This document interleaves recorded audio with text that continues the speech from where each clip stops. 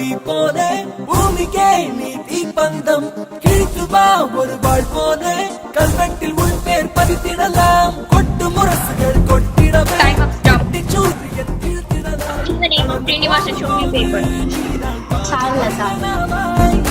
நிமிர்ந்து போகும்போது நீதான் 100 மனிதனாவாய் இமயமது சல்லோ சல்லோ கட்டி கட்டியே இழுப்போமே மின்னல் கயிறுகள் அருந்துவிடும் சுட்டு விரலினை அசைப்போமே விண்மீன்கள் கைகளில் விழுந்திடுமே வெளிச்சம் என்பது